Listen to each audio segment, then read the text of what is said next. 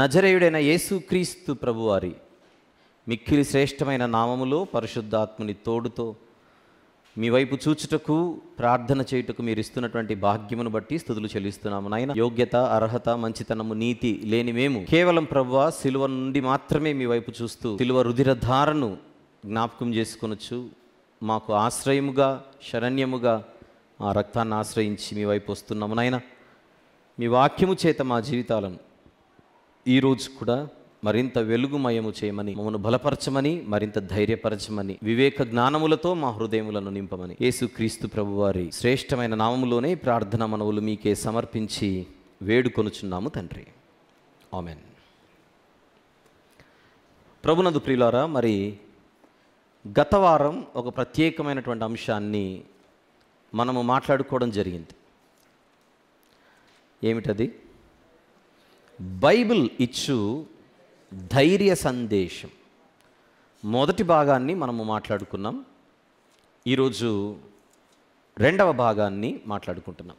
Bible ఇచ్చు ధైర్య సందేశం పార్ట్ 2. ఈరోజు ధైర్యము అన్నది కాసేపు ఒక లక్షణముగా మనము మాట్లాడుకుంటే, ఒక యాట్రిబ్యూట్ అని మాట్లాడుకుంటే, మనుషులమైనటువంటి మనకు ఎన్నో లక్షణాలు సర్వసాధారణంగా సహజంగానే ఉంటాయి. బాధపడే లక్షణం, సంతోషపడే లక్షణం, కోపపడే లక్షణం,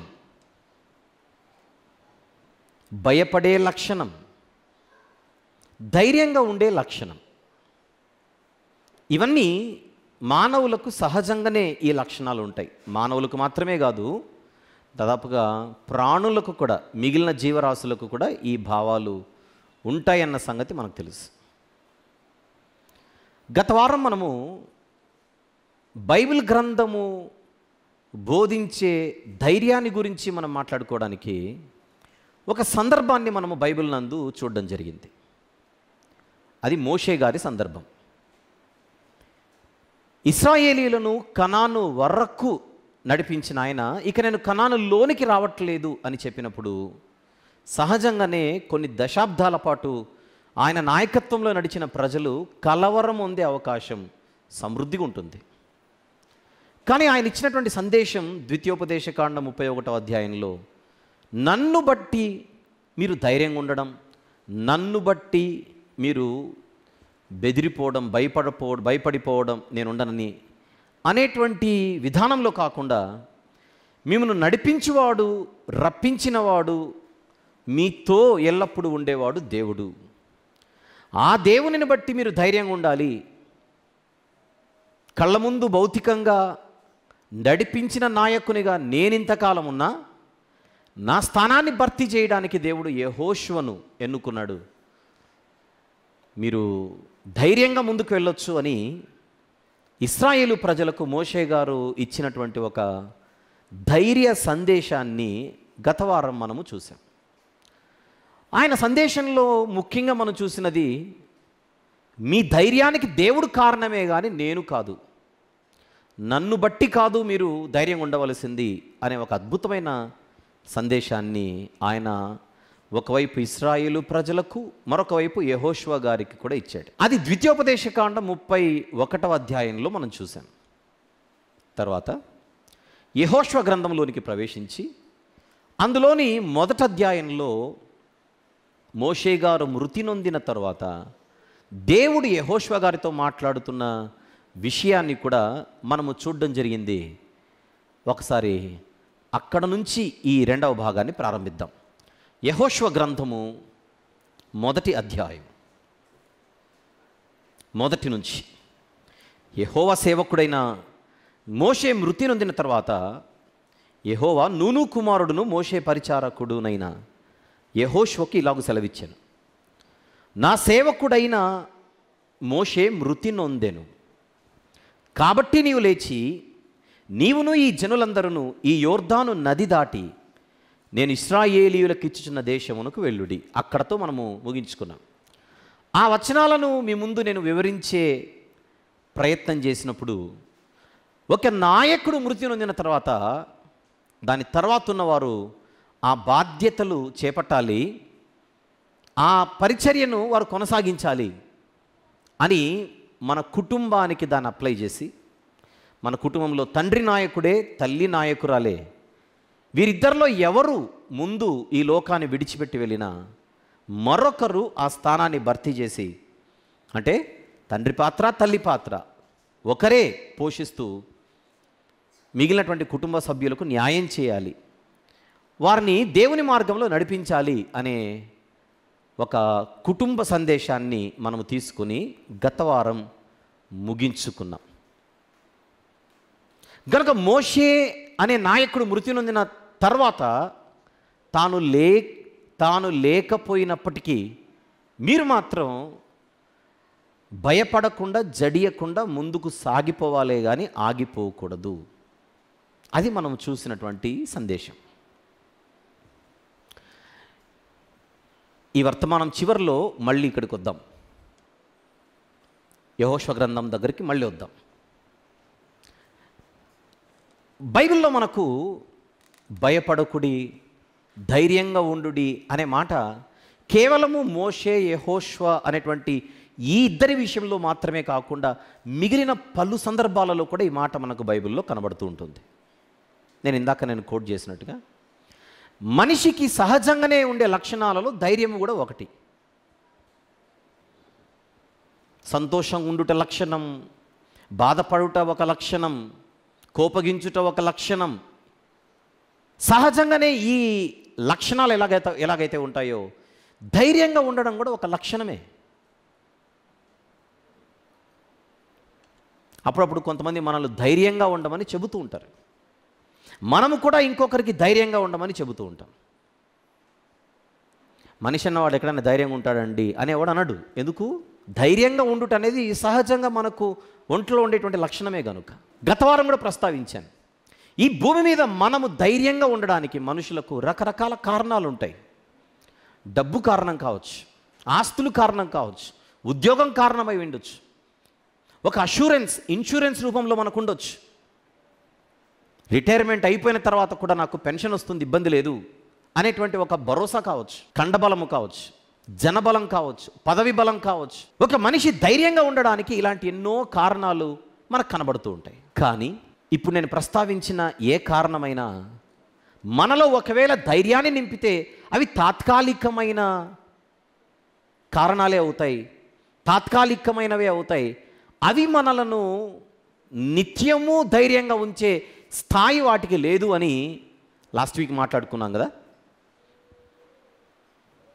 కానీ మనిషి నిత్యము ధైర్యంగా ఉండడానికి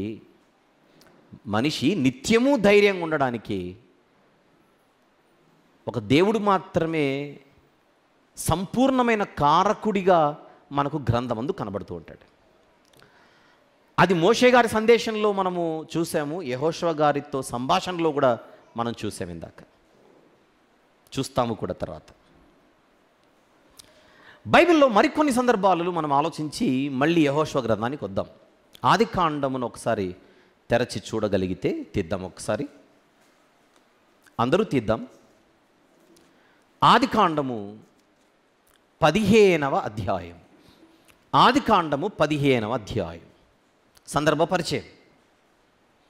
లోతు గారిని చెరపట్టుకొని కొందరు రాజులు వెళ్ళిపోయినప్పుడు అబ్రహాము గారు తన దగ్గరున్న కొంతమందిని తీసుకొని వెళ్ళి ఆ బలమైన రాజులను ఓడించి విజయవంతంగా తిరిగి వస్తాడు 14వ అధ్యాయంలో.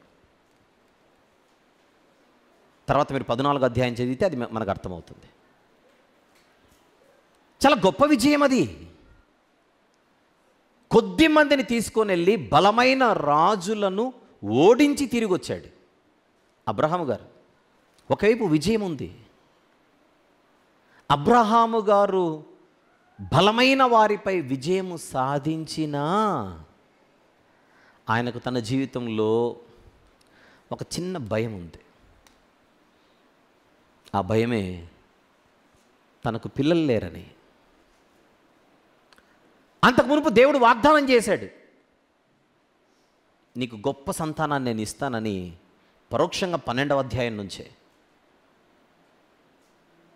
పరోక్షముగాను ప్రత్యక్షముగాను ఆయనకి ఇవ్వబడింది ఒక వాగ్దానం.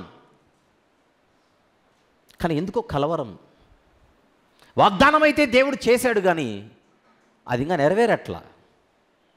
ఆదికాండము 12వ అధ్యాయంలో అబ్రహాము గారిని ఆశీర్వదించి 3వ వచనంలో దేవుడు అంటున్న మాట, చివరి మాట, భూమి యొక్క సమస్త వంశములు నీయందు ఆశీర్వదించబడును. ఉందా? 13వ అధ్యాయంలో 15వ వచనాన్ని ఒకసారి చూద్దాం. ఆదికాండం 13వ అధ్యాయంలో 15వ వచనం, నీవు చూచుచున్న ఈ దేశం అంతటినీ నీకును, నెక్స్ట్ మాట, నీ సంతానమునకును సదాకాలం ఇచ్చేదను, మరియు నీ సంతానమును భూమి మీద నుండి రేణువుల వలె విస్తరింపజేసేదను. ఎట్లనగా ఒకడు భూమి మీద నుండి రేణువులను లెక్కింపగలిగిన ఎడల నీ సంతానమును కూడా లెక్కించవచ్చును. 12వ అధ్యాయంలో పరోక్షంగా ఆయనకు వాగ్దానం ఇవ్వబడింది సంతానము గూర్చి. 13వ అధ్యాయంలో నేరుగా ఇవ్వబడుతుంది అబ్రహాము గారికి సంతానం ఇవ్వబడుతుంది అని. 12, 13 అధ్యాయాలు చదివి ఒక్కసారి 14వ అధ్యాయాన్ని దాటి 15వ అధ్యాయానికి వస్తే అబ్రహాము గారి పరిస్థితి ఏంటో చూద్దాం. 2వ వచనం, 15వ అధ్యాయం 2వ వచనం, ప్రభువైన యెహోవా నాకు ఏమి ఇచ్చిననేమి, నేను సంతానము లేనివాడనైపోచున్నానే, అది భయం. వింటున్నారా? అబ్రహాము గారికి భయం ఉందా? ఆ మాటలు ఉందనే కనపడుతోంది. ఆందోళన ఉందా? ఉందనే కనబడుతోంది. కలవరం ఉందా? ఉందనే కనబడుతోంది. అది 15వ అధ్యాయం. 14వ అధ్యాయంలో విజయము లభించింది. ఒకవైపు విజయం ఉన్నా మరొక వైపు ఏదో కలవరం, ఆందోళన, భయం. ఆ స్థితిలో ఉన్న అబ్రహాము గారికి వచ్చిన సందేశమే మొదటి వచనం, 15వ అధ్యాయం మొదటి వచనం.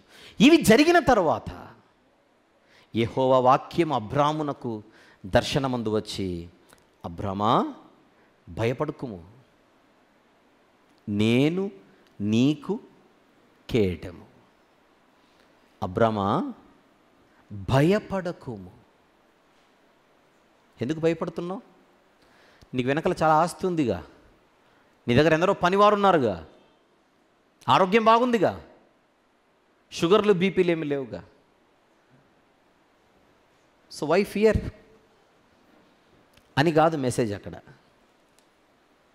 నువ్వు ఎందుకు భయపడకూడదు అంటే, నేను నీకు కేడెము గనుక, అది రీజన్. నేను నీకు కేడెము గనుక నీ బహుమానము అత్యధికమగునని చెప్పాను. అబ్రహాము గారు చాలా గొప్ప వ్యక్తి అయినా ఒకానొక సందర్భంలో ఎందుకో తాను కలవరము నొందుతున్నాడు, ఆందోళన, టెన్షన్లో ఉన్న ఈ విశ్వాసికి వచ్చిన సందేశమే, నువ్వు ధైర్యంగా ఉండాలి, దానికి నేను కారణం అవ్వాలి, నీకు నన్ను బట్టి నువ్వు ధైర్యంగా ఉండాలి. పోయిన వారం మొదటి భాగంలో మోషే గారు ఇశ్రాయేలు ప్రజలకు చెప్పింది అదే, దేవునిని బట్టి ధైర్యంగా ఉండుట. ఆయన యెహోషువ గారికి చెప్పింది అదే. అక్కడ ఇశ్రాయేలీయులు అంటే దేవుని ప్రజలు, యెహోషువ అంటే దేవుని కుమారుడు, సేవకుడు.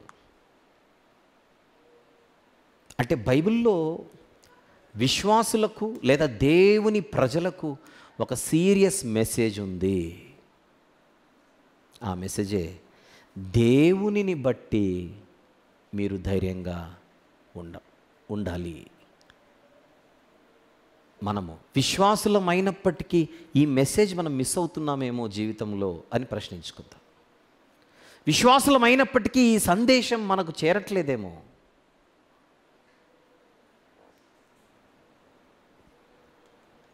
హాగరు అనేటువంటి స్త్రీ బేసికల్గా ఆవిడ అబ్రహాము గారి రక్త సంబంధిగా మనం చూడం, కానీ తన జీవితంలో ఒకానొక సందర్భంలో ఆవిడ దేవుని వైపు చూసింది. 21వ అధ్యాయంలో, ఆదికాండము 21వ అధ్యాయంలో 16వ వచనం చూద్దాం ఒకసారి. 16వ వచనం, ఆదికాండం 21:16. ఈ పిల్లవాని చావు నేను చూడలేననుకొని వింటి వేత దూరము వెళ్ళి అతనికి ఎదురుగా కూర్చుండెను. ఆమె ఎదురుగా కూర్చుండి ఎలుగెత్తి ఏడ్చాను. ఇప్పుడు చూడండి 17వ వచనంలో, దేవుడు ఆ చిన్నవాని మొరను వినెను. అప్పుడు దేవుని దూత ఆకాశము నుండి హాగరును పిలిచి, హాగరు నీకేమి వచ్చినది? నెక్స్ట్ మాట ఏమిటి? భయపడకుము. మెసేజ్. ఎందుకు భయపడకూడదు? డే టైమే కదా, భయపడకలే. రాత్రి అయితే భయపడదు కానీ అని కాదు అక్కడ. ఎందుకు నువ్వు భయపడకూడదు అనంటే, ఆ చిన్నవాడున్న చోట దేవుడు వాని స్వరము విని ఉన్నాడు, అందుకు నువ్వు భయపడకూడదు. భయపడకుము అనేది కామన్ మెసేజ్, కానీ what is the common reason here? దేవునిని బట్టి ధైర్యంగా ఉండుట, దేవునిని బట్టి భయపడకుండా ఉండుట. నేనే కేడము, నేను విన్నాను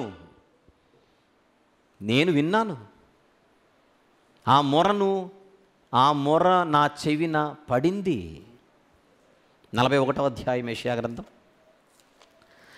గ్రంథము 41వ అధ్యాయం తీద్దాం. 13-14 వచనములు చూద్దాం ఒకసారి. యెషయా గ్రంథం 41వ అధ్యాయము 13-14. నీ దేవుడనైన యెహోవానగు నేను, భయపడకుము, నేను నీకు సహాయము చేసేదనని చెప్పుచు నీ కుడి చేతిని పట్టుకొనుచున్నాను. పురుగు వంటి యాకోబు, స్వల్ప జనమగు ఇశ్రాయేలు భయపడకుడి, నేను నీకు సహాయము చేయుచున్నానని యెహోవా సెలవిచ్చుచున్నాడు. నీ విమోచకుడు ఇశ్రాయేలు పరిశుద్ధ దేవుడే. ఏం గమనించమంటున్నాను ఇన్ని వచనాలలో? భయపడకుమని బైబిల్ చెప్పే ప్రతి చోట దాని వెనుక కారణం దేవునిని చూపిస్తోంది చూడండి అంటున్నాను. దేవునిని చూపిస్తూ భయపడకుడి అని చెబుతున్న మెసేజ్, సందేశం. దేవుని వైపు చూచుట,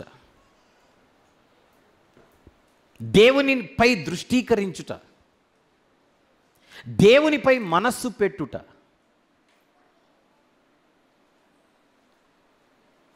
ఇది వినడానికి చాలా సింపుల్గా వింటున్నా మనము అనిపిస్తున్నా, విశ్వాసులైన మన జీవితంలో మిస్ అవుతున్న ఒక కీలకమైన విషయం ఇదని నేను మళ్ళీ గుర్తు చేస్తున్నాను. ఇక్కడికి వచ్చి 10 మందితో కలిసి దేవుని స్తుతించేటప్పుడు మాత్రమే మన మనసు దేవునిపై ఉంటుందేమో, కానీ అధిక శాతం మన జీవితాలు దేవునికి కనెక్ట్ అయి ఉండవేమో ఒకసారి పరిశీలించుకుందాం నిజంగా, నిజాయితీగా. ఎందుకంటే మన జీవితాలన్నీ చాలా ఇతర వ్యాపకాలతో మిక్స్ అయిపోయి ఉంటాయి,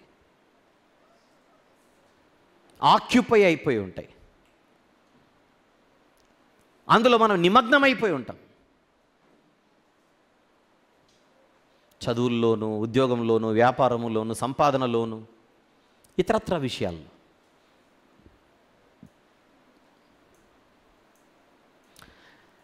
కానీ మనం ఎక్కడున్నప్పటికీ దేవునిపై మనసు పెట్టే అవకాశం దేవుడు మనకిచ్చాడు. అది మనం పెట్టలేకపోతున్నాం. యెషయా గ్రంథంలో ఏం చూస్తున్నాం? భయపడకుము, నేను నీకు సహాయము చేయుచున్నాను. నేను ఆ భరోసా చూడండి ఎలా ఉందో. రాజకీయ నాయకులు కూడా అంటుంటారు నేను విన్నాను, నేను ఉన్నాను అని. అది యాక్చువల్గా దేవుడిది మెసేజ్. అది దేవుడు ఏమంటున్నాడు? నేను విన్నాను, నెక్స్ట్ నేను ఉన్నాను. నన్ను చూడు. వాగ్దానాలు ఇచ్చి ఎందరో నాయకులు, ఎన్నో పార్టీలు, ఎన్నో ప్రభుత్వాలు ఓట్లేసిన వారిని అలా తుంగలో దొక్కుతూ ఉంటాయి. దాదాపుగా అన్ని రాజకీయ పార్టీలు ఎలక్షన్లకు ముందు ఇచ్చే వాగ్దానాల విషయంలో ఎలక్షన్లు అయిపోయిన తర్వాత వాళ్ళు చెప్పకనే చెప్పే మాట ఏమిటి? తూచి అని. అలా అన్నాము కానీ దాని వెనకాల మర్మం ఇది అని. సంగతులు మీరు పైపైనే చూచారు, దీని వెనకాల మర్మం ఇది అని చెప్తారు. అప్పుడు మనకు మేనిఫెస్టోలో ఉన్నవన్నీ నెరవేర్చడంలో ఎన్నో తిరకాసులు, ఇచ్చిన వాగ్దానాలలో ఏవో కొన్ని మాత్రమే నెరవేరుతూ ఉండడం మనం చూస్తూ ఉంటాం. కానీ ఇక్కడ దేవుడు ఆ పదం నేను నేను నేను ఏంటది? నేను నీకు సహాయము చేయుదును, అందుకు నువ్వు భయపడకు, అందుకు నువ్వు భయపడకు.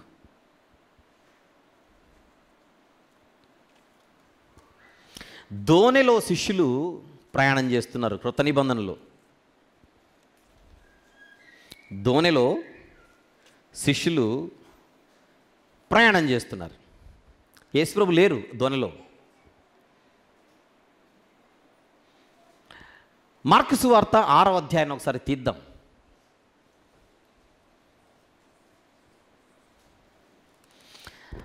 అయితే వేకుజామున అంటే వాట్ డస్ ఇట్ మీన్, 4వ జాము అని ఉంది, అదే మాట్లాడుకుందాం. 48వ వచనంలో ఏం జరుగుతుందో చూద్దాం. అప్పుడు వారికి గాలి ఎదురైనందున దోణి నడిపించుటలో వారు మిక్కిలి కష్టపడుచుండగా ఆయన చూచి రాత్రి ఇంచుమించు 4వ జామున సముద్రం మీద నడుచుచు వారి యొద్దకు వచ్చి వారిని దాటిపోవాలనని ఉండేను. ఆయన సముద్రం మీద నడుచుట వారు చూచి భూతమని తలంచి కేకలు వేసిరి. భయపడుతున్న వారితో ప్రభు అంటున్న మాట ఏమిటో చూద్దాం. అందరూ ఆయనను చూచి తొందరపడగా వెంటనే ఆయన వారిని పలకరించి అంటున్న మాట, ధైర్యము తెచ్చుకొనుడి. నెక్స్ట్ మాట, నేనే. ఇక్కడ ఉన్నది ఎవరు? నేను, గనుక మీరు భయపడకూడదు. Same message. నేనున్నానని తెలిసిన తర్వాత, నేను చెప్పాను కదా నేనే అని, నేను అన్న తర్వాత ఇక మీరు భయపడడానికి కారణం లేదు. ఇక మీకు సమీపంగా ఉన్నది నేను, మీతో ఉన్నది నేను, మీకు దగ్గరగా ఉన్నది నేనే. ఇక్కడ ఉన్నది ఎవరు? నేనే, గనుక నువ్వు భయపడకూడదు. మనమే గనుక ఆయనతో ఉంటే ఎంత భయపడకుండా హ్యాపీగా మనం బతికేయచ్చు అనే ఒక భరోసా ఇక్కడ దొరుకుతుంది. బాప్తిస్మిచ్చు యోహాను గారి తండ్రి పేరేమిటి? జకర్యా గారు. లూకాసు వార్త 1వ అధ్యాయం. పాపం వారికి కూడా పిల్లలు లేరు, అబ్రహాము గారి వలె. చూద్దామా? 1వ అధ్యాయం లూకాసు వార్త 11వ వచనం నుంచి. ప్రభు దూత ధూపవేదిక కుడివైపున నిలిచి అతనికి కనబడగా జకర్యా అతన్ని చూచి తొందరపడి భయపడిన వాడాయను. అప్పుడు ఆ దూత అతనితో, జకర్యా, నెక్స్ట్ మాట, భయపడకుము. ఎందుకు భయపడకూడదు? డేనే కదా, నైట్ కాదు కదా అని కాదు అక్కడ పాయింట్. ఎందుకు భయపడకూడదు? నీ ప్రార్థన వినబడినది. నీ భార్య అయిన ఎలిజబెత్ నీకు కుమారుని కనును, అతనికి యోహానును పేరు పెట్టుదు. అది పాత నిబంధన అయినా క్రొత్త నిబంధన అయినా మెసేజ్ మాత్రం కామన్. ప్రభువు కటాక్షము దొరికిన వారు ఏం చేయకూడదట? భయపడకూడదు. 30వ వచనం, అదే అధ్యాయం 30వ వచనం, 29-30. ఆమె ఆ మాటకు బహుగా తొందరపడి ఈ శుభవచనం ఏమిటో అని ఆలోచించుకొనుచుండగా దూత, మరియా, భయపడకుము, దేవుని వలన నీవు కృప పొందితివి. దేవుని వలన కృప పొందిన నీవు ఏం చేయకూడదు?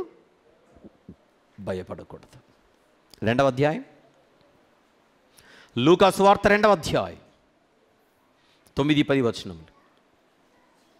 ప్రభువు దూత వారి యుద్ధకు వచ్చి నిలిచెను. ప్రభువు మహిమ వారి చుట్టూ ప్రకాశించినందున వారు మిక్కిలి భయపడిరి. అయితే ఆ దూత, భయపడకుడి, ఇదిగో ప్రజలందరికీ కలగబోవు మహా సంతోషకరమైన స్వర్తమానం నేను మీకు తెలియజేయుచున్నాను. దావీదు పట్టణమందు నేడు రక్షకుడు మీ కొరకు పుట్టి ఉన్నాడు. ఈయన ప్రభువైన క్రీస్తు.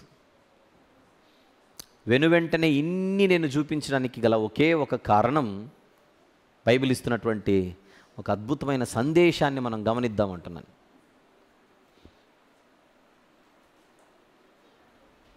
ఇంత గొప్ప సాక్షి సమూహము మేఘము వలె మనల్ని ఆవరించి ఉన్నందున విశ్వాసమునకు కర్తయు దానిని కొనసాగించువాడైన యేసు వైపు చూడుడి అని వాక్యం మనకు సెలవిస్తోంది. సులువుగా చిక్కులబెట్టు ప్రతి పాపమును ఏమి చేయమంటున్నాడు? విడిచిపెట్టి దేవుని వైపు చూచుట. హెబ్రీ పత్రిక 12వ అధ్యాయం 1వ వచనంలో మనం చూస్తున్న సందేశం అది. సులువుగా చిక్కులబెట్టు పాపం, అవి విడిచిపెట్టాలి అంటోంది బైబిల్.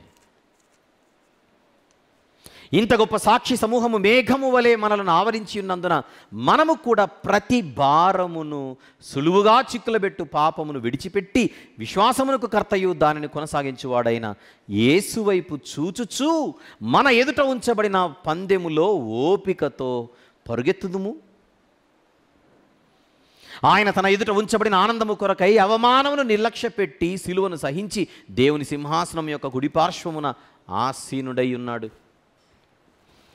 అంటే బైబిల్ ఇస్తున్నటువంటి ధైర్య సందేశాన్ని మనం ఎక్కించుకొని అది మన జీవితంలో మనము అమలు పరచగలగాలి అని అంటే మనకు ఒక కండిషన్ కనపడుతుంది అక్కడ. అది కొన్ని వాటిని మనము భారముగా ఫీల్ అయిపోయి నెత్తిన మనము రుద్దుకుంటూ ఉంటాము. ఏమంటున్నాడు? ప్రతి భారమును ఏం చేయాలట? విడిచిపెట్టాలి. సులువుగా చిక్కులబెట్టు పాపమును విడిచిపెట్టి ప్రభు వైపు చూడడం. అంటే దయచేసి అందరూ గమనించాలి. ప్రతి భారమును విడిచిపెట్టి అంటే అర్థం ఏంటి? మనము కొన్ని అవసరం లేనివి అదే పనిగా నెత్తినెక్కించుకొని అదే పనిగా వాటిని మనము భారంగా మోసేస్తూ ఉంటాం. వాస్తవానికి దాన్ని మోయాల్సినటువంటి అవసరం ఏం లేదు. అవసరం లేని వాటిని కూడా మనం మోస్తూ ఉంటాం. అలా అవసరం లేని వాటిపై మనం సమయం వెచ్చించడం, అవసరం లేని వాటిపై మనం ఆలోచనలు పెట్టుకోవడం, అవసరం లేని వాటి గురించి ఎక్కువగా మనము కలవరం చెందడం, ఇవేమైనా భారముగా మన జీవితంలో ఉన్నాయేమో ఒకసారి ఆలోచిద్దాం రండి అని పిలుపునిస్తున్నా.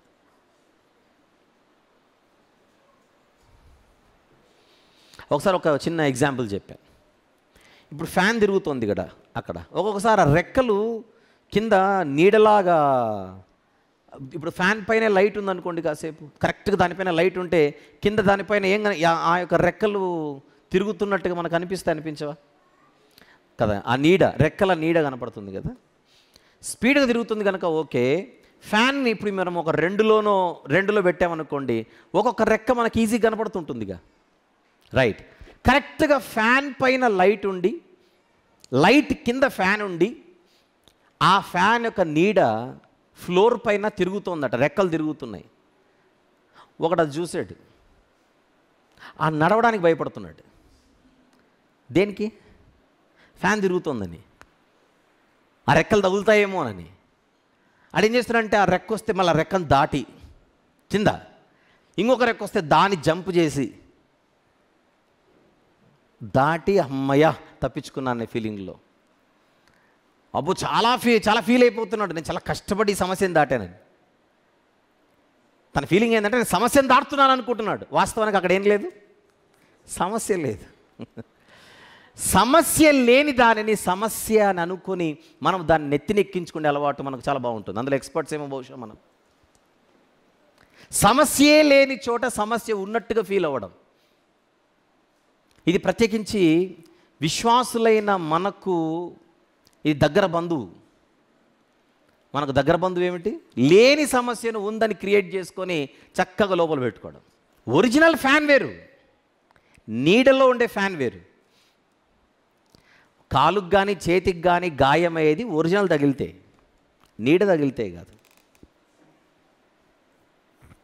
అది కేవలం నీడ మాత్రమే, ఉన్నట్టుగా అనిపిస్తుంది కానీ అది సమస్య కాదు, ఫ్యాన్ కాదు. ఇవి అనవసరమైన లేనిపోని భారాలన్నమాట, లేనిపోని భారాలు. అలా మన జీవితంలో లేనిపోని సమస్యలు భారంగా మనము మెడకు చుట్టుకున్నవేమైనా ఉన్నాయేమో ఆలోచించండి ఒకసారి. మన కుటుంబాలలో భార్యాభర్తలు, వాళ్ళిద్దరి మధ్య యాక్చువల్ సమస్యలు ఉండవు, వాస్తవానికి ఏమి ఉండవు, వాళ్ళది హ్యాపీ ఫ్యామిలీ. కానీ లేని దానిని తీసుకొని వచ్చి వీళ్ళిద్దరిలో ఒకరు అది సమస్యగా భావించి కలిగించుకొని కల్పించుకొని ఇంట్లో ఒక కొత్త సమస్యగా దాన్ని సృష్టించుకునేటువంటి ఒక తత్వం వీళ్ళిద్దరిలో ఎవరికో ఉంటుంది. ప్రాబ్లం లేదు అక్కడ, అది ఏదైనా సరే. అనుమానం అంటారా, చాదస్తం అంటారా, లేదా వగేరా వగేరా, ఏదైనా సరే.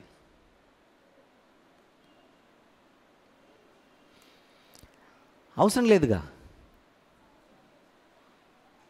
ఉమ్మడి కుటుంబాలు ఉన్నాయనుకోండి, ఫర్ ఎగ్జాంపుల్ జాయింట్ ఫ్యామిలీస్ ఉంటాయి, ఉమ్మడి కుటుంబాలు అన్న తర్వాత 10 మంది ఉంటారు. 10 మందికి 10 రకాల సంబంధాలు ఉంటాయి. భార్య ఉందనుకోండి, భార్యకు తల్లి లేదా అత్త, ఆడపడుచులు, తర్వాత ఇంకెవరు, భర్త ఉన్నాడు, పిల్లలు ఉన్నారు. ఒక వ్యక్తికి ఒక కుటుంబంలో, ఉమ్మడి కుటుంబంలో ఇంతమందితో సంబంధాలు ఉంటాయి. నేను అనేది ఎందుకు చెప్తున్నానంటే, ఇక్కడ ఉమ్మడి కుటుంబాలు ఎవరికైనా ఉంటే అనుకుంటే అన్ని సమస్యలే, అనుకోకపోతే ఏవి సమస్యలు కాదు. ఎగ్జాంపుల్ చెప్తున్నాను నేను. అనుకుంటే అన్ని సమస్యలే, అనుకోకపోతే ఏది సమస్యలు కాదు. ఇప్పుడు మనం దాన్ని సమస్య అనుకుందామా సమస్య కాదనుకుందామా అనేది మన చేతిలో ఉంటుంది. ఎగ్జాంపుల్ అంటారేమో, నేను ఎందుకు చెప్పాలి, మీరే ఫీల్ అయిపోండి. ఎవరికి ఎందుకు తెలియదు ఎగ్జాంపుల్స్ చెప్పాల్సిన అవసరంలా, ఎగ్జాంపుల్స్ చెప్పాల్సిన అవసరమే లేదు. Everybody knows.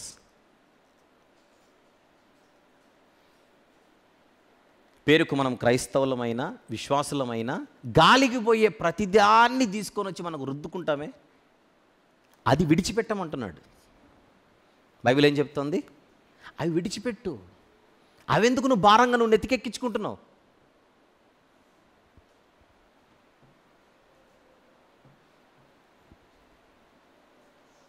నువ్వు ప్రభువుని ఎందుకు చూడలేకపోతున్నావు అంటే ఇవన్నీ పట్టించుకోవడం వల్ల.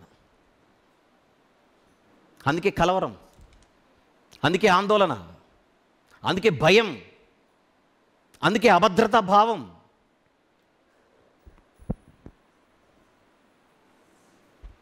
ఇప్పుడు మనం సంఘానికి కూడా వస్తాం. జనరల్గా మనందరం సహవాసంగా ఉన్నాం కదా.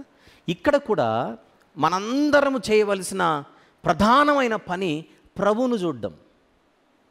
అది అన్నిటికంటే ఇంపార్టెంట్. మనమందరం ఇక్కడికి దేనికి వస్తున్నట్టు, ఎవరిని చూడడానికి వస్తున్నాం? ఇక్కడికి ప్రభువైపు మనము చూడడం, ప్రభువైపు మనం దృష్టిని కేంద్రీకరించడానికి. మన కొంతమందికి ఉండేటువంటి అలవాటు ఏంటంటే, ఇక్కడ కాదు, అన్ని స్థానిక సంఘాలలో ప్రాథమికంగా మనం మందిరానికి రావాల్సింది ఆయనతో కనెక్షన్ పెట్టుకోవడానికి. విచిత్రం ఏంటంటే, కొందరు జీవితాల్లో అది తప్ప అన్నీ జరుగుతుంటాయి. ఏది తప్ప? ఆయనతో కనెక్షన్ తప్ప మిగిలిన కనెక్షన్స్ అన్నీ ఉంటాయి.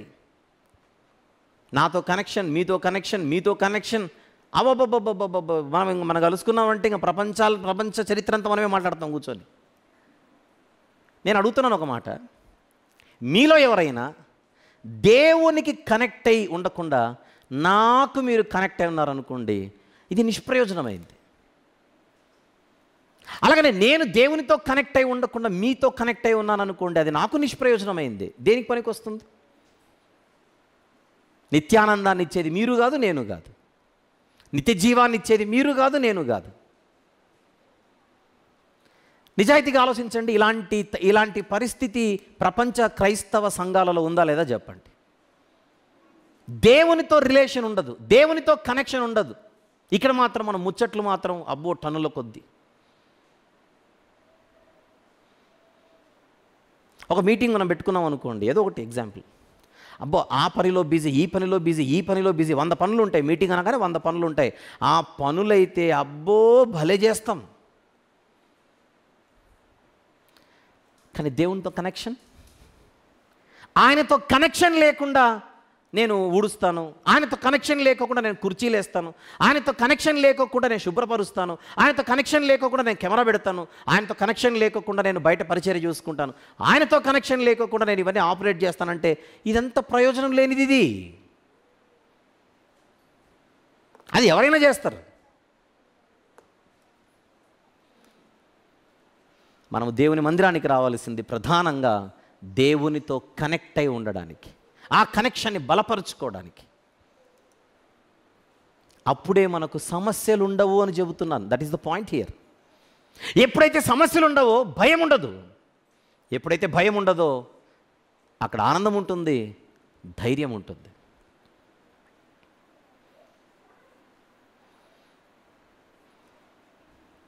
వాళ్ళు నాతో సరిగ్గా మాట్లాడలేదు, వీళ్ళు నాకు వందనాలు చెప్పలేదు, వాళ్ళు పలకరించిన నవ్వలేదు, నవ్విన ఆర్టిఫిషియల్ నవ్వు. ఇంటికి వెళ్తే మనకు కంప్లైంట్స్. ఎవరో పలకరిస్తే రావడానిక మనం ఇక్కడికి వచ్చేది? అసలు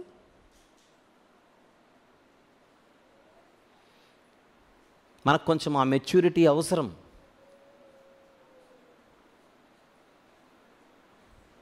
బడికి వెళ్ళిన విద్యార్థి ప్రధానంగా చేయాల్సిన పని ఏమిటి? చదువుకోవాలి. చదువు తర్వాతనే ఏదైనా. ఫస్ట్ పీరియడ్లో ఆటలు అంటున్నాడు, సెకండ్ పీరియడ్లో ఆటలు అంటున్నాడు, మూడో పీరియడ్లో ఆటలు అంటున్నాడు, ఉదయం సాయంత్రం వరకు గేమ్స్ గేమ్స్ గేమ్స్ అంటే ఆ ఆటలు ఏదో కొంప దగ్గర ఉండి ఆడుకో, ఇక్కడికి ఎందుకు రావాలి?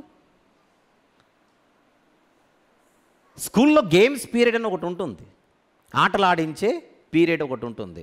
కానీ ప్రధానంగా అది కాదు, ప్రధానంగా చదువు. అది పక్కన పెట్టి నేను ఎగురుతానంటే ఇది శుద్ధదండగా. అంతేనా?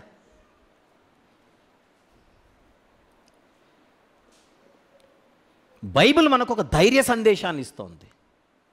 ఆ ధైర్యం మనకెప్పుడు కలుగుతుందంటే మనం ఆయన చూస్తూ ఉన్నప్పుడు. ఆయన చూడడం మానేస్తేనే అన్ని రకాల సమస్యలు మన మెడకు చుట్టుకుంటూ ఉంటాయి. అన్ని సమస్యలుగానే కనపడతాయి.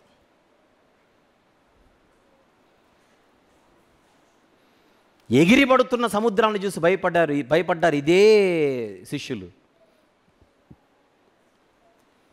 అదే దోణిలో ఉండే యేసుప్రభుని చూడడం మానేశారు. వేరే సందర్భం చెప్తున్నాను. ఇప్పుడన్నా దోణ మీద లేడు, దోణలో లేడు యేసుప్రభు, అక్కడెక్కడో ఉన్నాడు సముద్రం మీద. ఇంకొక సందర్భంలో ఏంటి? అదే శిష్యులే. ఈసారి యేసుప్రభువే ఉన్నాడు దోణెలో ఉన్న యేసుప్రభుని చూడడం మానేశారు. ఎగిరి పడుతున్న సముద్రాన్ని చూశారు.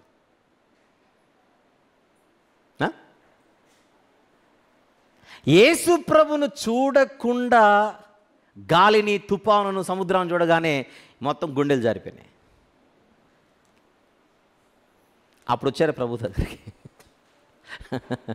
ప్రభును చూడగానే సముద్రం ఆగిపోయింది, ప్రభుని చూడగానే గాలి సైలెంట్ అయిపోయింది. అప్పుడు ఆయన అన్నమాట, మీ విశ్వాసం ఎక్కడ? అక్కడెక్కడో ఉన్న గాలిని చూస్తున్నారు, ఇక్కడే ఉన్న నన్ను చూసి చావట్లేదు మీరు. మన ప్రాబ్లం అదే. మన జీవిత నావలో కూడా ప్రభు ఉంటాడు, మనం చూడట్లా. ఉన్న ప్రభువుని చూడట్లేదు, లేని వాటన్నిటినీ మనం సమస్యలుగా మనము సృష్టించుకుంటున్నాం. ఎంత తప్పిది. అలాగనే ఇక్కడ మనం మెసేజెస్ చెప్పేటప్పుడు ఒక మాట అందరికీ సందర్భం. మనం ఇక్కడ మెసేజ్ చెప్పేటప్పుడు కొన్ని మనకు నేరుగా తగులుతూ ఉంటాయి. తగిలినప్పుడు నా కోసమే మాట్లాడుతున్నాడు ఎవరు అనుకోకండి, మీకోసమే మాట్లాడుతున్నారు.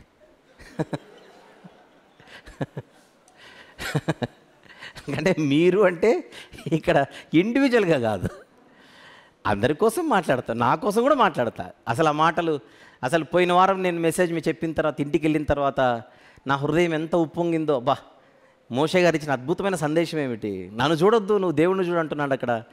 అసలు దేవుడే కదా ధైర్యం అని అది నేను నెమరు వేసుకుంటుంటే ఎంత ఆనందం కలిగిందో.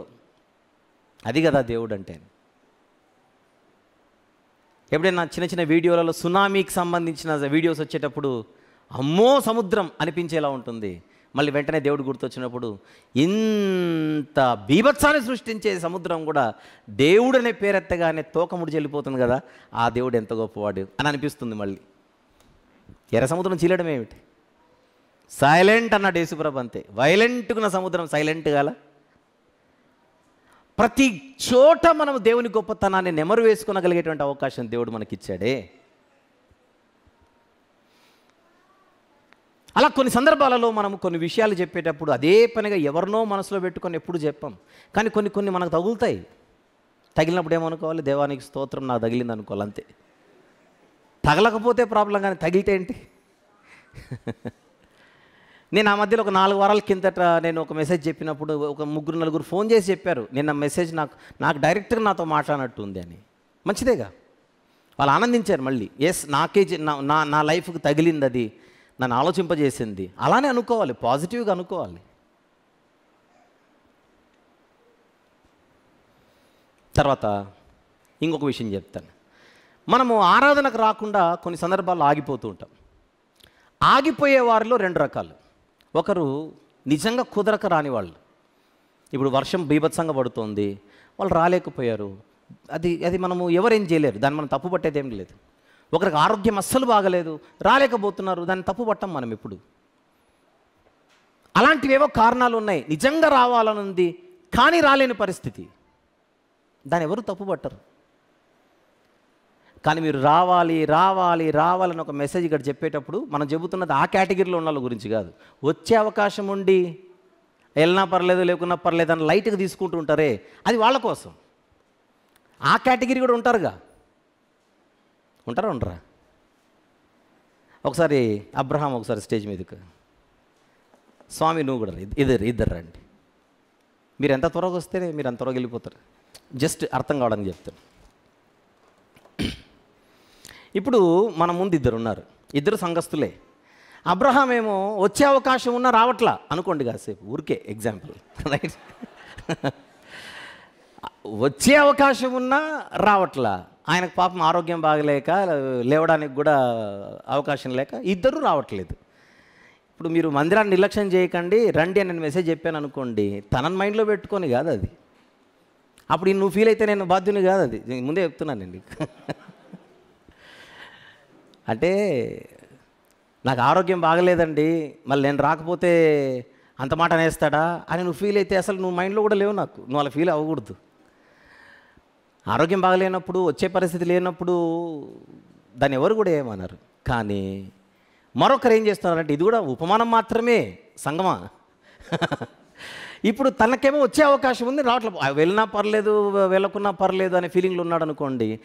అదే పనికి అబ్రహాం మైండ్లో పెట్టుకొని కాదు, ప్రతి స్థానిక సంఘములో ఉంటారు, వచ్చే అవకాశం ఉన్నా రాకుండా. అంతేందుకు ఇప్పుడు మీ కుటుంబాలు, ఇప్పుడు కళ్ళెదురుగా మీ కుటుంబాలే ఉన్నాయి, మీ కుటుంబంలో 4 ఉంటే 4 ఇక్కడ ఉన్నారని సూటిగా అడుగుతున్నాను.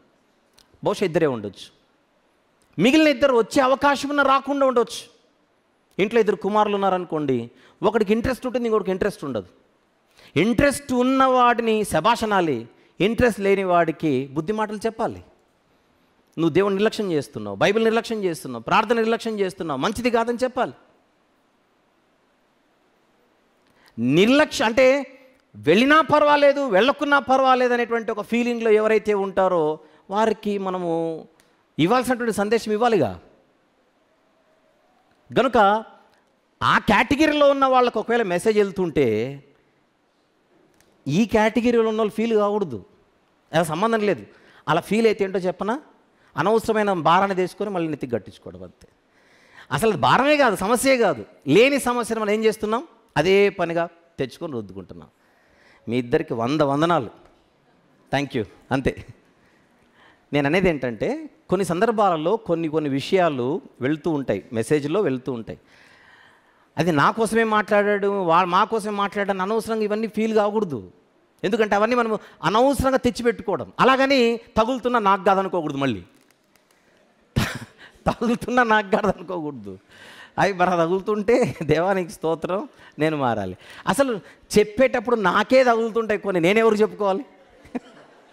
ఆలోచించండి. కొన్ని నాకే తగులుతుంటాయి. ఒక తండ్రిగా నేను కొన్ని చోట్ల ఫెయిల్ అవుతున్నానేమో, ఒక భర్తగా నేను ఫెయిల్ అవుతుంటాను కంపల్సరీగా. అలాగనే ఒక కుమారునిగా ఫెయిల్ అవుతుంటాను, ఒక సేవకునిగా ఫెయిల్ అవుతుంటాను. ఫెయిల్యూర్స్ ఎందుకు ఉండవు? నాకు కూడా ఉంటాయి. కొన్ని చెప్పేటప్పుడే బైబిలే చెప్పింది కదా, ఎదుటివానికి బోధించు నీకు నీవే బోధించుకున్నావా అంటే అర్థం ఏంటి? అది నీకు కూడా రా అని చెప్పింది బైబిల్. వినేటోళ్ళకే కాదు, నీకు కూడా అని చెప్పింది. అందువలన నాతో సహా మీరు, మీతో సహా నేను, మనందరము దేవుని మందిరానికి ఎందుకు వస్తామంటే గద్దించబడడానికి, సరిచేయబడడానికి, దిద్దబడడానికి, మెరుగుపరచబడడానికి. మనము సంపూర్ణలము పరిపూర్ణాలు అనుకుంటే ఇంట్లో నుండి వాళ్ళం, ఇక్కడ రావాల్సిన అవసరం ఏముంది? కనుక ప్రభు సన్నిధికి మనం వచ్చినప్పుడు నేర్చుకుంటూ ఉండాలి, మెరుగుపడుతూ ఉండాలి. లేనిపోని వాటన్నిటిని కొని తెచ్చుకొని మనం ఎండకు చుట్టుకోవడం అనేది ప్రభు వైపు చూడకపోవడమే. మన మనసు ఆయనపై దృష్టి పెడితే మిగిలిన వాటన్నిటిని మనం పట్టించుకోవాల్సిన అవసరం అంత ఉండదు, అంత అవసరం ఉండదు. ఒక మంచి సహోదరుడు నాకు ఫోన్ చేసి, మీ గురించి పలానా వాళ్ళు ఫోటో పెట్టి వీడియో పెట్టి మాట్లాడుతున్నారు, చాలా అవహేళన చేసి మాట్లాడుతున్నారు అని పాపం బాధపడుతూ చెప్పాడు. ఇంతకు ఏ విషయంలో అనంటే, నేను యేసుప్రభు దేవుడు అన్నానని, అది పాయింట్.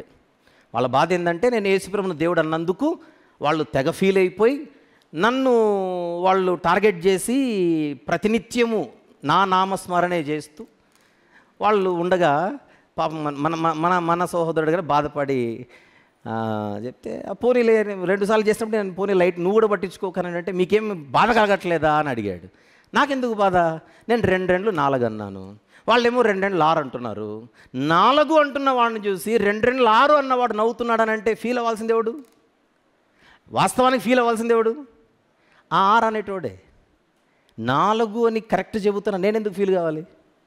2 రెండ్లు నేను 4 అంటున్నప్పుడు 2 రెండ్లు 4 కాదు 20 అన్నాడు అనుకోండి, ఇంకా ఆ మనిషిని చూసి అందరు నవ్వాల్సిందే. అందులో బాధపడమేముంది? ఇవి మనం పట్టించుకుంటే నెత్తికెక్కేవి, అలా వదిలేస్తే హ్యాపీగా మనం వెళ్ళిపోవచ్చు. ఇప్పుడు సోషల్ మీడియా వచ్చిన తర్వాత అందరు హీరోలేగా,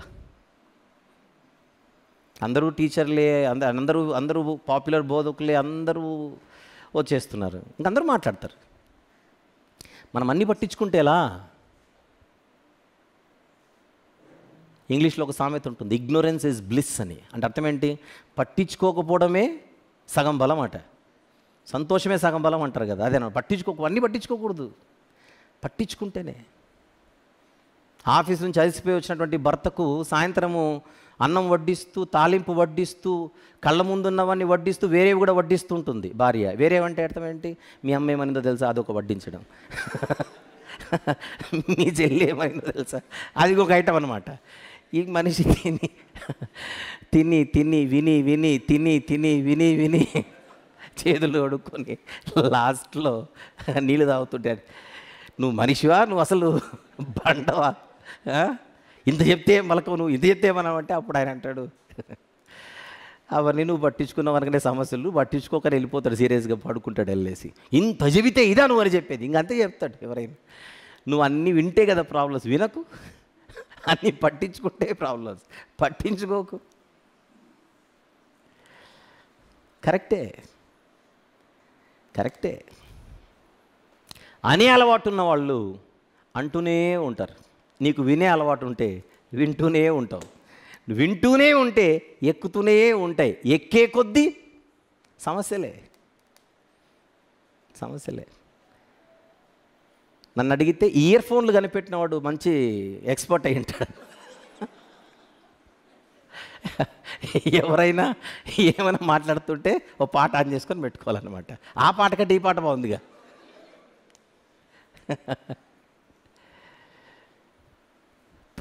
ప్రభు వైపు చూచుట. వద్దాం యెహోషువ గ్రంథం. ఏ గ్రంథం? యెహోషువ గ్రంథం 1వ అధ్యాయం. నాకు చాలా అద్భుతమైన ఆనందకరమైనటువంటి మెసేజ్ యెహోషువ గ్రంథంలో 1వ అధ్యాయంలో కనబడుతూ ఉంటుంది. చూద్దాం, అక్కడికి వచ్చేద్దాం. కొంచెం పెండింగ్ ఉంది, లాస్ట్ వీక్ కూడా దాన్ని టచ్ చేయలేదు, అక్కడికి వద్దాం. ఏమనుకోకుండా మొదటి 2 వచనాలు మళ్ళీ చూద్దాం.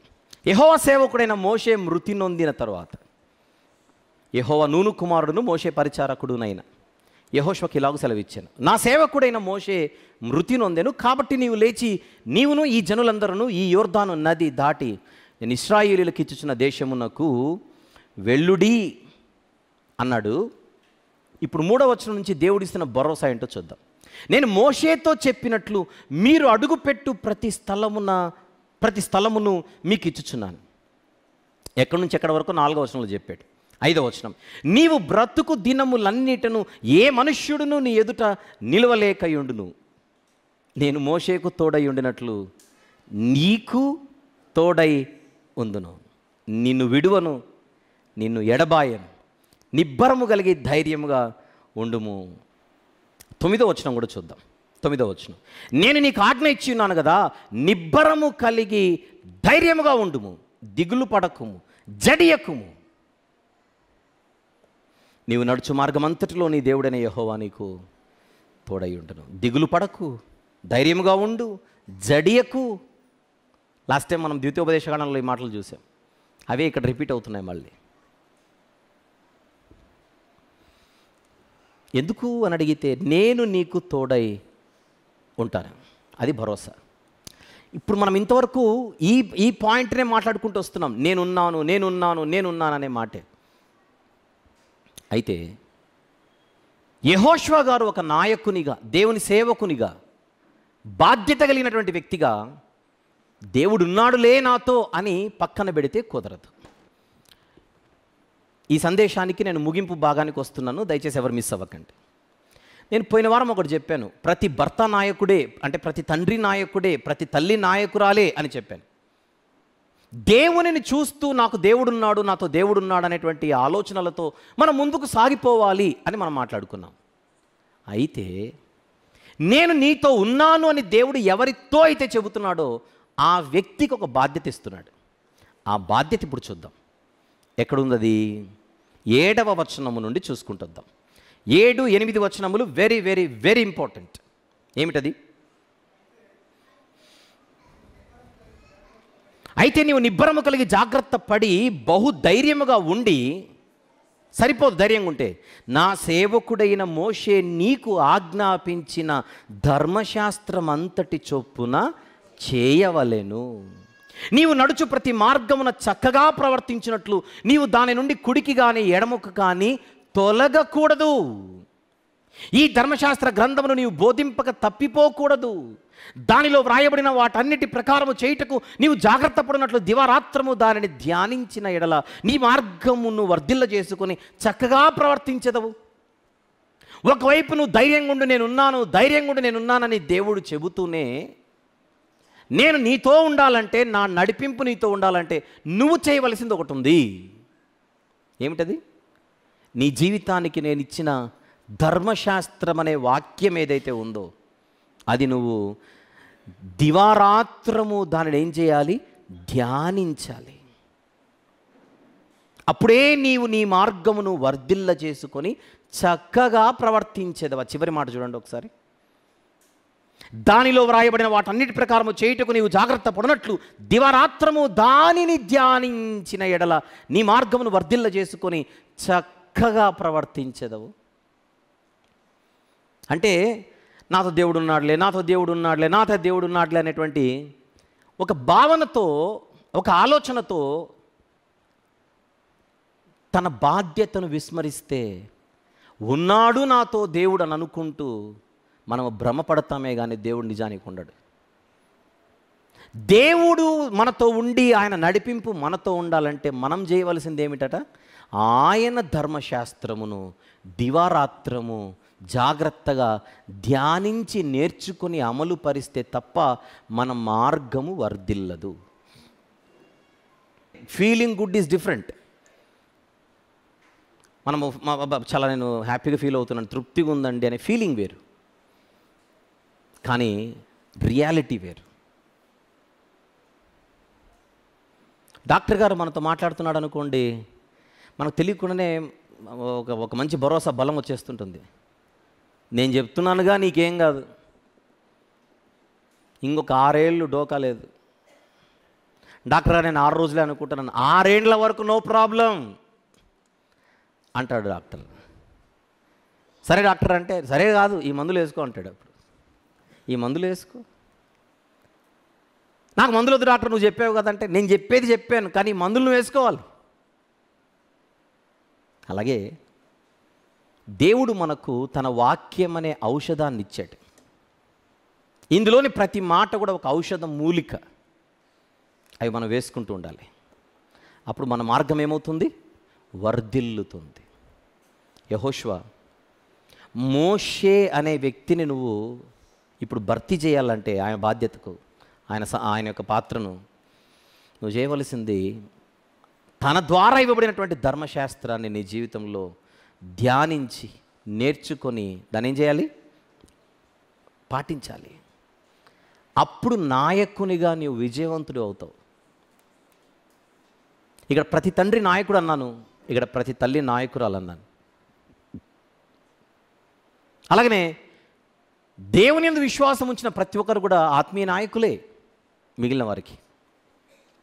మన మార్గాలలో మనము విజయం సాధించాలంటే వాక్యము మాత్రమే శరణ్యం. అందుకే వాక్యం నేర్చుకోవడంలో రాజీ పడ్డారనుకోండి, ఎవ్వరూ ఏ పనికి న్యాయం చేయలేరు.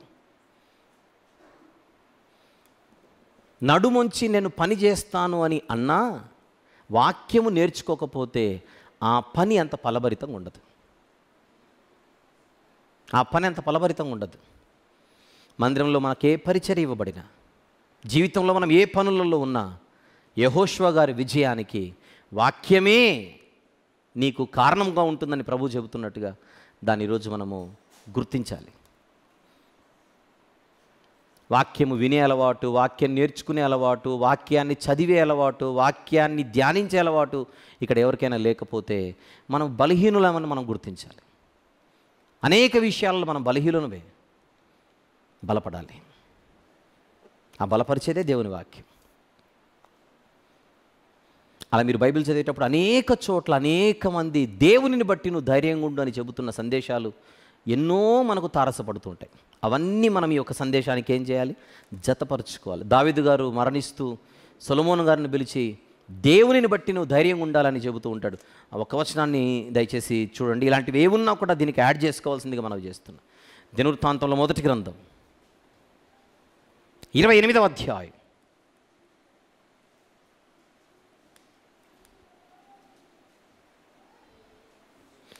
9-10 వచనములు చూద్దాం. దినవృత్తాంతంలో మొదటి గ్రంథం 28వ అధ్యాయం 9-10. సొలొమోనా నా కుమారుడా, నీ తండ్రి యొక్క దేవుడైన యెహోవా అందరి హృదయములను పరిశోధించువాడును, ఆలోచనలన్నిటినీ సంకల్పములన్నిటినీ ఎరిగినవాడునై ఉన్నాడు. నీవు ఆయనను తెలుసుకొని హృదయపూర్వకముగాను మనఃపూర్వకముగాను ఆయనను సేవించుము. ఆయనను వెదికిన ఎడల ఆయన నీకు ప్రత్యక్షమగును. నీవు ఆయనను విసర్జించిన ఎడల ఆయన నిన్ను నిత్యముగా త్రోసివేయును. పరిశుద్ధ స్థలంగా ఉండుటకు ఒక మందిరమును కట్టించుటకై యెహోవా నిన్ను కోరుకున్న సంగతి మనసునకు తెచ్చుకొని ఏం చేయాలట? ధైర్యము వహించి పని జరిగించు. దేవుని పని అని నువ్వు ముందుకెళ్ళు. దేవుడు అనేటువంటి కారణాన్ని బట్టి నువ్వు ముందుకెళ్ళు. దేవుని వైపు చూస్తూ ముందుకెళ్ళు. నీ తండ్రిగా ఇంతకాలం ఉన్నటువంటి నేను ఇక నేను చనిపోతున్నాను, ఎక్కువ కాలం ఉండను. నేనున్నా లేకపోయినా దేవుడే నీకు బలము, దేవుడే నీకు తోడు, దేవుడే నీకు అండ, దేవుడే నీకు కేడెము అని చెబుతున్నాడు. ఈరోజు ఇక్కడున్న మనందరము దీనిని జాగ్రత్తగా గమనించి మనము పట్టుకోగలగాలి. ఈ 2 భాగాలు విన్న తర్వాత, బైబిల్ ఇచ్చుచున్న ఈ ధైర్య సందేశం మనం విన్న తర్వాత ఖచ్చితంగా మనుషులను బట్టి, వివిధ రకమైనటువంటి భౌతిక కారణాలను బట్టి ధైర్యాన్ని తెచ్చుకోవడం లేదా ధైర్యాన్ని కోల్పోవడం అనేది జరగకుండా జాగ్రత్త పడదాం. మన కేడెము, మన శృంగము, మన కొండ, మన కోట, మన బలము, మన దుర్గము అన్నీ దేవుడే అనే విషయాన్ని ప్రాక్టికల్గా గుర్తిద్దాం. ఆయన వైపు చూద్దాం. మన జీవిత ధోనిలోనే ఎవరున్నారు? ప్రభు ఉన్నాడు.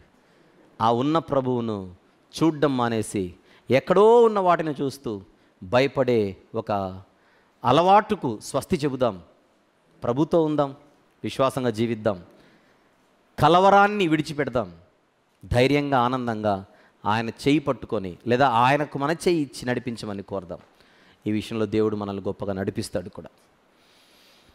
ప్రభువైన యేసుక్రీస్తు వారు మన నిమిత్తం బలైన సంగతిని నెమరు వేసుకుంటూ కొద్దిసేపట్లో మనము ప్రభు బలలోనికి ప్రవేశిస్తూ ఉంటుండగా ఆయన యొక్క శరీరానికి సాదృశ్యమైన రొట్టెలోను ఆయన యొక్క రక్తానికి సాదృశ్యమైన పానీయంలోను మనం చేయి వేస్తూ భయంతో భక్తితో మనల్ని మనము పరిశీలించుకుంటూ ఈ బల్ల పరిచర్యలో పాల్గొందాం. కళ్ళు మూసుకున్నట్లయితే ప్రార్థన చేసుకుందాం. ప్రార్థన. ప్రేమగల తండ్రి, జీవం గల నాయన, పరిశుద్ధుడైనటువంటి మహాగొప్పదేవ, ఈరోజు మీరు మాకు ఇచ్చినటువంటి ఈ మాటలను బట్టి స్తుతులు చెల్లిస్తున్నాం ప్రభువా. వివిధ కారణాలను బట్టి మేము లోక సంబంధమైనటువంటి ధైర్యాన్ని మేము పట్టుకోవడానికి పరుగులెడుతూ ఉంటే నాయనా, ఆ ప్రయత్నం తప్పు అని మిమ్మును బట్టియే మేము ధైర్యంగా ఉండాలి, మీ నడిపింపును బట్టియే మేము ఆనందంగా ఉండాలని మీరు మాకు నేర్పించిన విషయాలను మా హృదయాలలో ముద్రించుకొని మీ కొరకు మేము ఫలించుటకు సహాయం చేయమని వేడుకొనుచున్నాం. మీరు ఆనందించేలా మా జీవితాలను ప్రభువా మీ ఎదుట మేము కనపరుచుకున్నట్టుకు తగిన వివేకమును, శక్తిని మాకు అనుగ్రహించమని ప్రార్థిస్తున్నాం. మీ ప్రియ కుమారుని బలియాగం నెమరు వేసుకొనొచ్చు, మాకు దక్కిన రక్షణ భాగ్యమును జ్ఞాపకం చేసుకొనొచ్చు. మీరు కోరుకున్న రీతిగా మేము ఫలించుటకు సహాయం చేయమని, ఎదుగుటకు సహాయం చేయమని, భయముతో భక్తితో ఈ పరిచర్యలో మేము పాల్గొన్నట్టుకు సహాయం చేయమని, యేసు ప్రభు వారి ఘనమైన నామములోనే ఈ ప్రార్థనా మనవులు పరిశుద్ధాత్మని సహాయంతో మీకే సమర్పించి వేడుకొనుచు పొందుకొనుచున్నాము తండ్రి. ఆమెన్.